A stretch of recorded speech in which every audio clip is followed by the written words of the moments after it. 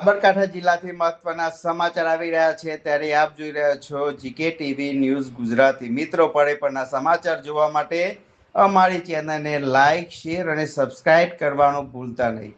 જોઈએ હવે સાબરકાંઠા જિલ્લાના મહત્વના સમાચાર. સાબરકાંઠા જિલ્લાના ઈડર તાલુકાના પ્રસિદ્ધ સપ્તેશ્વર મહાદેવ મંદિર પાસે સાબરમતી નદીમાં 2 યુવકો ડૂબી જવાની ઘટના સામે આવી છે.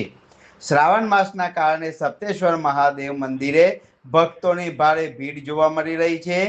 દરમિયાન દશામાના વ્રત બાદ મૂર્તિ વિસર્જન માટે પણ મોટી સંખ્યામાં ભક્તો નદી કિનારે પહોંચ્યા હતા. પ્રાથમિક માહિતી મુજબ મહેસાણા જિલ્લાના વિજાપુર તાલુકાના 2 યુવકો સાબરમતી નદીના પાણીમાં ગરકાવ થઈ ગયા હતા.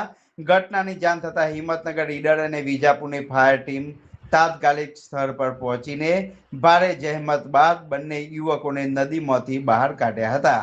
સપ્તેશ્વર નજીક સાબરમતી નદીના નીચાણવાળા અને જોખમી વિસ્તારમાં લોકોના પ્રવેશ પર પ્રતિબંધ હોવા છતાં મોટી સંખ્યામાં લોકો નદીમાં ઉતરી રહ્યા હોવાના આક્ષેપો થઈ રહ્યા છે, જેના કારણે તંત્રની કામગીરી અને પોલીસ બંદોબસ્ત સામે પણ સવાલો ઊભા થયા છે.